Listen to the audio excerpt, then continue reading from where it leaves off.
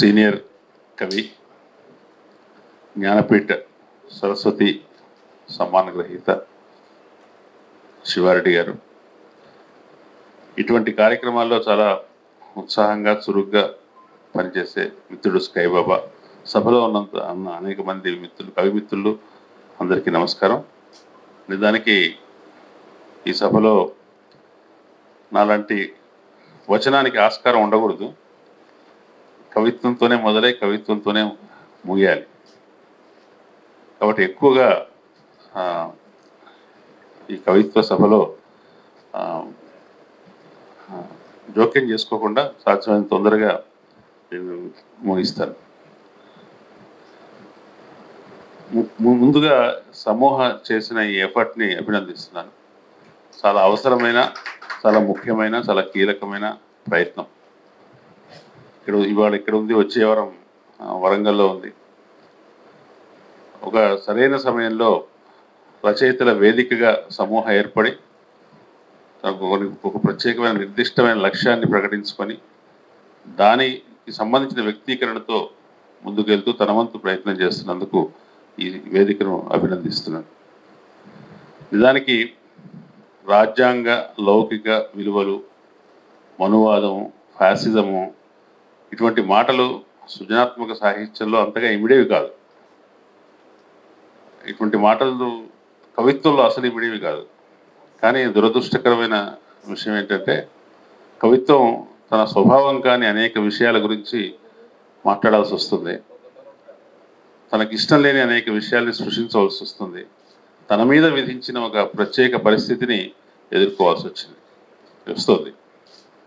మనం అనుకుంటాం కవులు, ఇందాక రవీందర్ కూడా అన్నారు, కవులు సున్నిత మనస్కులు, పువ్వులు లాంటి వాళ్ళు దేనికి ఇక్కడ కష్టం వచ్చినా నొచ్చుకుంటారు.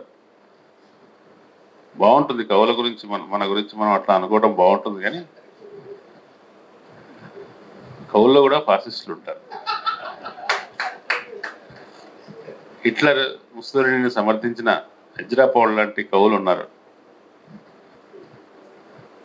వాళ్ళకి ఏ రాజకీయ సామాజిక సిద్ధాంతానికైనా లేదా ఒక విధానానికైనా కూడా దాని వ్యక్తీకరణ దానికి ఉంటుంది. దాని కవులు కూడా ఇందాక మనకి హెచ్చరించినట్టుగా రవీందర్ గారు మన ఇంట్లోకి వచ్చింది, మన సెల్ ఫోన్లోకి వచ్చింది, మన దగ్గర చొచ్చుకొని వస్తుంది. కానీ మనం చెక్ చేయాల్సింది మన లోపలికి వచ్చిందా లేదా, మన లోపలికి వచ్చిందా లేదా అనే దాన్ని మనం ఎట్లా చెక్ చేసుకుంటాం అనేది చాలా ముఖ్యం. ఎందుకంటే ఆల్బర్ట్ కాము రాసిన మీద రాసిన నవల్లో బోటు మీద ఎలక మొదటిసారి చచ్చిపోయిన ఎలక కనిపించినప్పుడు ఎవరు దాన్ని పట్టించుకోరు. ఒక ఎలకే కదా అది, మామూలు ఒక స్ట్రే ఇన్సిడెంట్. తర్వాత ఇళ్లలో ఎలక చచ్చిపోవడం మొదలవుతుంది. సూర్ల నుంచి, అటకల నుంచి ఎలకలు, చచ్చిపోయిన ఎలకలు రాలిపోతూ ఉంటాయి. చూస్తూ ఉండగానే రోడ్లన్నీ కూడా చచ్చిన ఎలకలతో ఉంటాయి. ఆ చచ్చిన ఎలక అనేది ఫ్యాసిజమే. అది మన లోపల నుంచి కూడా వాసన వస్తూ ఉంటుంది. మనలోంచి వాసన వస్తుందని మనం చివరి నిమిషం దాకా గుర్తించాం. అది ఎట్లా వ్యక్తీకరణ అవుతుందంటే, అవునండి మన కరెక్టే, కానీ అంతా కలిసి ఉండాల్సింది నిజమే, కానీ వాళ్ళు మరీ కొంచెం దౌర్జన్యంగా ఉంటారండి. వాళ్ళు చెప్పిందే వాళ్ళు ఎట్లయినా ఏమైనా చెప్పనా, కొంచెం వాళ్ళ దగ్గర తేడా ఉంది, వాళ్ళు కొంచెం మారకపోతే లాభం లేదు, ఇట్లా మొదలవుతుంది మన ఆలోచన విధానం. మనల్ని మనం దాంట్లోకి తీసుకువెళ్ళే క్రమం, లేదా అది మనలోకి వచ్చే క్రమం అనేది, ఇది క్రమంగా మనల్ని ఎంతవరకు ప్రభావితం చేసింది, ఎంతవరకు మనం అట్లా మారుతూ వచ్చాము అనేది కూడా మనం ఒకసారి సమీక్షించుకోవాల్సిన అవసరం ఉంది. మనుషులు తప్పనిసరిగా ఫాసిజానికో, నియంతృత్వానికో, ఒక తప్పుడు భావానికో, ఒక ద్వేషభావానికో వ్యతిరేకులు ఏమి కాదు. మనుషులు దేనికైనా కూడా ఎటైనా ఏ మూసలైనా ఒదిగిపోయేవాళ్ళు. ఒక ఉదాహరణ చెప్తాను. మణిపూర్లో ఈ మైతేయి జాతి, ఈ రెండు జాతులు అక్కడ ఘర్షణలో ఉన్నాయి, మైతేయి, కుకి. మైతేయి జాతికి చెందిన వాళ్ళు మణిపూర్లో చాలా పోరాటవాదులు, విముక్తివాదులు.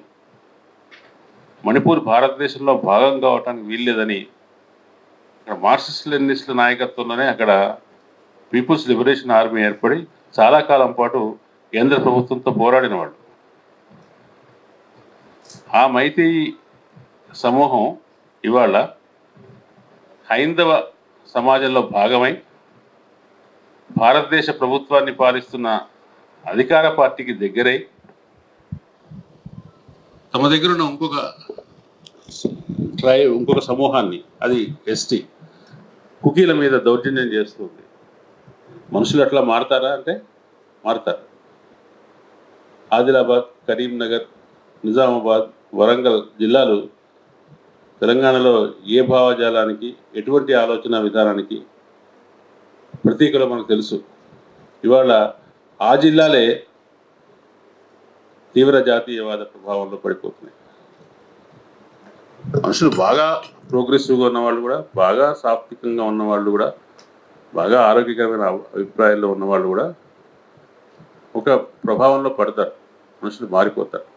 కాబట్టి మనం అన్నిటికంటే ఎక్కువ జాగరూకత వహించవలసింది మనలోకి వచ్చే ఫ్యాసిజం గురించి. మనం రాసేటప్పుడు ఇవన్నీ ఈ మాటలన్నీ మాట్లాడుతున్నప్పుడు మనకు తెలియకుండానే మనలో ఉన్న ఒక దృష్టి ఏంటంటే ఫ్యాసిజం అనేది బయట ఉందని, అదొక బయటి శత్రువు. దాన్ని మనం రాకుండా చేయాలి, దాన్ని మనం ఖండించాలి, దాన్ని తరిమేయాలి. అది మనకి ఇంకా పూర్తిగా మన దగ్గరికి రాలేదు అనే ఒక అభిప్రాయం ఉంటుంది. కానీ అది బయటిది కాదు, అది లోపలిది అనుకుంటేనే, అది భావాలకు సంబంధించింది అనుకుంటేనే దాన్ని ఫేస్ చేయగలుగుతాం. అలాగే ఫ్యాసిజం అనేది ఒక సంఘటన కాదు. ఒక సంఘటన అయితే మణిపూర్లో దౌర్జన్యం జరిగింది, అత్యాచారం జరిగింది, ఖండించండి అని ఊరేగింపు తీస్తాం, ఒక వినతి పత్రం సమర్పిస్తాం, వీలైతే రాస్తారోకలు చేస్తాం, ఏదో చేస్తాం, ఏదో ఒక నిర్ణయం, చట్టం, దుర్మార్గమైన చట్టం తీసుకొస్తే దాన్ని వ్యతిరేకంగా సంతకాల సేకరణ చేస్తాం. అటువంటి సంఘటన కాదు ఫ్యాసిజం అనేది. అదొక ప్రాసెస్, అదొక ప్రక్రియ. అది క్రమంగా కొంచెం కొంచెంగా వస్తుంది. క్యాన్సర్ లాగా 1వ దశ, 2వ దశ, 3వ దశ, 4వ దశ అట్లా వస్తుంది. ఒక్కసారి మనం 4వ దశ వచ్చేదాకా కూడా మనకు తెలియదు. కాబట్టి ఈ అసహన భావాలు, ఫ్యాసిజం అనే మాట అందరూ అంగీకరించరు. ఫ్యాసిజమా కాదా, ఇది భారతదేశంలో ఉన్న ఇప్పుడున్న వాతావరణాన్ని ఫ్యాసిజం అనాలా, ఏమనాలి అనే పదచర్చ చాలా జరుగుతుంది. కమ్యూనిస్టులు అయితే ఇంకా చాలా ఎక్కువ చేస్తున్నారు పదచర్చ. పదాల ముఖ్యం, నామిన్క్లేచర్ ముఖ్యం కాదు. దేశంలో ఏ స్థితి ఉందో ఆ స్థితి. దేశంలో ఉన్న స్థితి ఏమిటి? మనుషులు క్రమంగా, ఫ్యాసిజానికి మిగతా నియంతృత్వానికి ఉన్న తేడా ఏంటి? నియంతృత్వం, సాధారణ నియంతృత్వం ఏం చేస్తుందంటే పౌరుల సమ్మతితో సంబంధం లేదు, దానికి అవసరమైతే బలప్రయోగం చేసి తనకు కావాల్సిన పని సాధించుకుంటుంది. ఫ్యాసిజం అట్లా కాదు. ఫ్యాసిజంలో ప్రజల సమ్మతి ఉంటుంది. ఒక 30 మందిని చంపేస్తే ఒక సంఘటనలో దానికి దేశమంతా మౌనంగా ఉండటమో సపోర్ట్ చేయడమో చేస్తుంది. రోడ్డు మీద ఒక మనిషిని కొట్టి చంపుతూ ఉంటే చుట్టూ ఉన్న మూక తలా ఒక చెయ్యి, తలా ఒక రాయి వేస్తారు, వీలైతే చప్పట్లు కొడతారు. ఇది ఈ ఫ్యాసిజానికి, మామూలు నియంతృత్వానికి, ఇప్పుడు దేశంలో ఉన్న వాతావరణం ఈ రెండో వాతావరణం. జరుగుతున్న దుర్మార్గాలకి, జరుగుతున్నటువంటి అత్యాచారాలు కానండి, జరుగుతున్న వాట్ ఎవర్ ఇట్ ఈస్, ఏదైతే మనం అమానవీయమైన సంఘటనలు ఏవైతే జరుగుతున్నాయో వాటన్నిటికీ కూడా ప్రజల మద్దతు ఉంటుంది. ఆ ప్రజల మద్దతు ఉన్నదాన్ని, ఆ మద్దతు ఎట్లా వచ్చింది? క్రమంగా ఏర్పడుతూ వచ్చింది, క్రమంగా ఇవ్వడం. ఇట్లా జరగొచ్చులే, ఇట్లా జరగడం సహజమేలే, ఇట్లా కాకపోతే ఇంకెట్లా చేస్తాం, ఇదే కదా. మొన్న ఉత్తర తెలంగాణలో ఒక పట్టణంలో ఒక క్రైస్తవ మిషనరీలు జరిపే స్కూల్ మీద ఊర్లో నుంచి పేరెంట్స్ వెళ్ళి దాడి చేశారు. ఆ స్కూల్కి ఒక యూనిఫామ్ ఉంది, ఆ యూనిఫామ్ పెట్టకుండా ఒక హిందూ మతానికి చెందిన 2 పిల్లవాళ్ళు ఏదో దీక్ష, దుర్గా దీక్ష, భవానీ దీక్ష తీసుకొని ఆరెంజ్ కలర్ దుస్తులు వేసుకున్నందువల్ల ఆ స్కూల్ యాజమాన్యం అభ్యంతరం చెప్తే నెక్స్ట్ ఊర్లో కొంతమంది అందరూ వెళ్ళి ఆ స్కూల్ మీద దాడి చేసి అన్ని పగలగొట్టి ప్రిన్సిపాల్ని, దాని కరస్పాండెంట్ని అందరినీ కొట్టారు. అయితే పోలీస్ కేసే. సున్నితంగా ఉంది విషయం అని చెప్పడానికి. ఇది ఇంకో చోట మైనారిటీల వైపు వర్తిస్తే మైనారిటీలు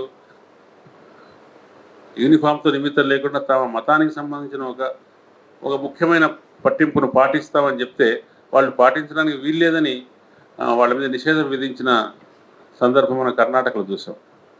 కానీ ఒకవైపు అది ఉంటుంది, ఒకవైపు ఇది ఉంటుంది. అంటే మనుషులు వాతావరణం అనేది పచ్చగట్టేస్తే బగ్గుమంది అన్నాక చాలా చాలా సున్నితంగా ఉంది. ఆ సున్నితమైన దశకు ఎందుకు వెళ్ళిపోయింది?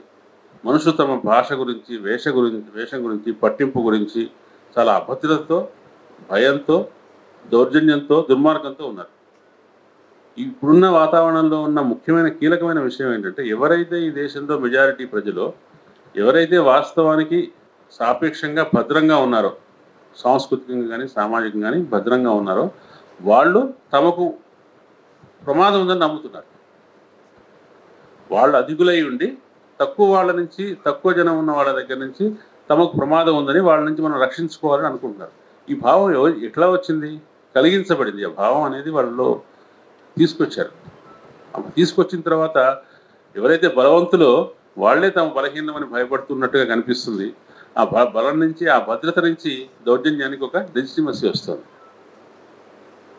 దీన్ని కాంప్లెక్స్ విషయాల్ని మనిషి మనసు పరాధీనం కావటం, మనసు అభద్రతకు లోను కావటం, ద్వేషం ఉండటం, నిజానికి తీవ్రమైన ద్వేషానికి కానీ ఒక కార్పణ్య భావాలకు అంటాం, కార్పణ్య భావాలకు కానీ సాహిత్యంలో, సృజనాత్మకతలో, కవిత్వంలో చోటు ఉండకూడదు. కవిత్వం అనేది అదొక మనిషి తన సాధారణమైన మోడ్లో కాకుండా వేరే మోడ్లోకి వెళ్ళి సంభాషించే క్రమం. అది హృదయాల నుంచి హృదయాలకు జరిగే ఒక కమ్యూనికేషన్ లైన్. దాంట్లో ఇటువంటి తామస భావాలకు అవకాశం ఉండకూడదు. కానీ మనం తామస భావాలు పెరుగుతున్నాయి. మనుషులు చాలా ప్రజెంట్గా నవ్వుతున్నట్టు కనిపిస్తున్నారు, కానీ ఒకసారి నవ్వుతున్నప్పుడు వాళ్ళ పలువరుసలోంచి ఒక కూరలు బయటపడుతున్నప్పుడు దాన్ని ఎట్లా మనము ఎదిరించాలి? మనం ఏం చేయాలి? ఓ ఫాసిజమాను ఓడిపో, ఓ ఫాసిజమాను చచ్చిపో, ప్రభుత్వం నశించాలి అని నినాదం చేస్తే ఎవరి ముందు నినాదాలు చేస్తాము? కాబట్టి కవులు ఏం చేస్తారంటే, కవులు కవిత్వం చదువుతారు మొదలే, నిజమే. కవులు సామాజికులు కూడా. వాళ్ళు కవులుగా ఒక చోట కూడిన చోటనే కాదు కదా, వాళ్ళ జీవితాల్లో వాళ్ళు కవులుగాను, గృహస్థులుగాను, ఒక ఉద్యోగులుగాను, ఏదో ఒక వృత్తిలో ఉన్నారు. వాళ్ళు కూడా, ఇక్కడ ఉన్న వాళ్ళందరూ కూడా వాళ్ళు ఏదో వృత్తిలో ఉన్నారు. మీ వృత్తి జీవితంలో, మీ పరిసరాల్లో, మీ సమూహంలో, మీ మిత్ర బృందంలో మీరు ఈ భావాలను ఎట్లా వ్యక్తం చేస్తున్నారు? ఇదే కవిత్వాన్ని చదువుతున్నారా అక్కడ? లేదా కవిత్వమే కాకుండా ఫాసిజానికి విరుగుడైన భావాలని, ఫాసిజానికి విరుగుడు ఏమిటి? కేవలం ఫాసిజం డౌన్ అనటం మాత్రమే కాదు. ఫాసిజానికి విరుగుడు ప్రేమ, సామరస్యం, మనుషులు హేతుబద్ధంగా ఉండటం, అబద్ధాలను నమ్మకపోవటం, విషయాన్ని విచక్షణాయుతంగా హేతుబద్ధంగా ఆలోచించటం, సాటి మనిషి పట్ల ఒక సోదర భావం అంటామా, అటువంటి భావాలు ఉంటాం. ఈ భావాన్ని పెంపొందించే పనులు ఏం చేయాలి? ఈ భావాన్ని పెంపొందించే వ్యక్తీకరణలు ఏం చేయాలని ముఖ్యం. ఇందాక స్కైబాబా అన్నారు, దీంట్లో చెప్పిన విషయాల గురించి రాయాలని. దాంట్లో చెప్పిన విషయాలంటే ఏవి?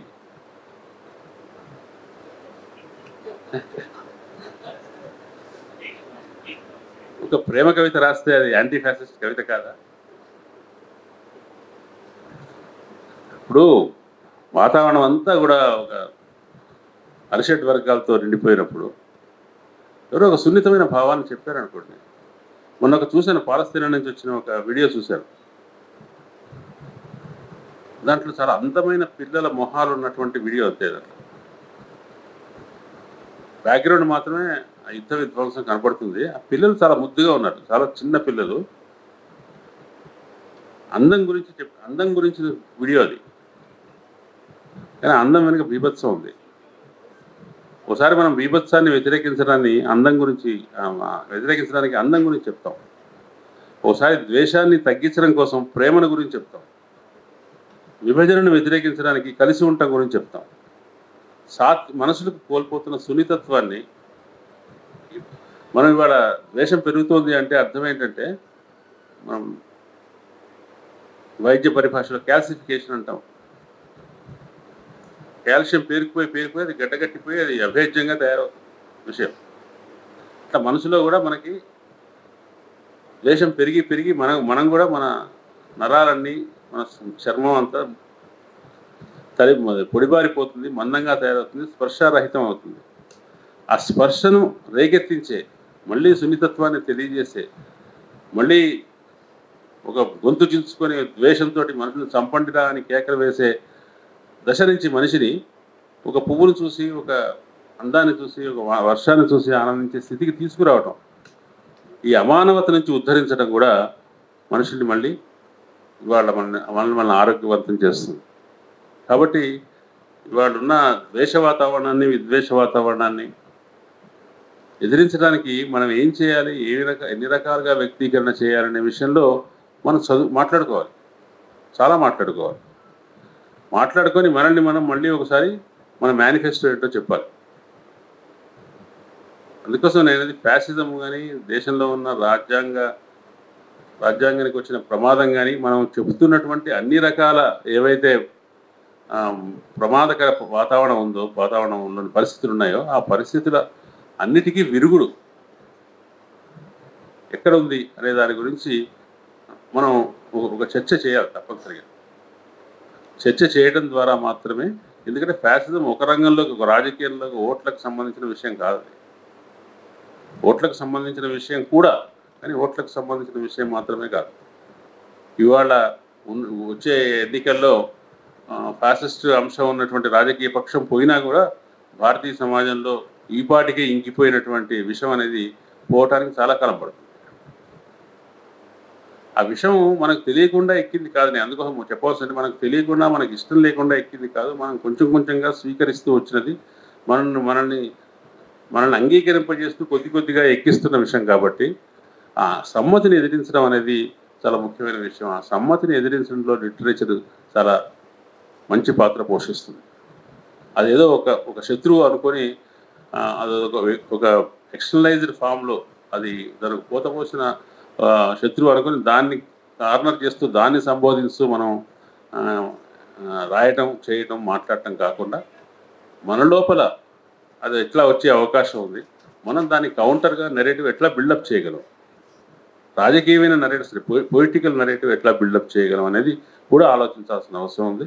నేను అనుకుంటాను తప్పనిసరిగా ఇవాళ సాయంత్రం దాకా జరిగే కవి సమ్మేళనంలో దాదాపు 200 మంది కవులు పాల్గొంటారు. ఈ కవుల్లో చాలామంది సృజనాత్మకమైన పద్ధతిలో ఫాసిజానికి విరుగుడు వచ్చే భావాల్ని, స్పందనల్ని చెప్తారని, మనల్ని మనం సున్నితీకరించుకునే, ఇతరులు కూడా సున్నితీకరించే కొత్త పద్ధతుల్ని అన్వేషించే సృజనాత్మకత మనం చూపించగలుగుతామని ఆశిస్తూ నాకు ఈ అవకాశం ఇచ్చినందుకు కృతజ్ఞతలు చేస్తాను. Thank you.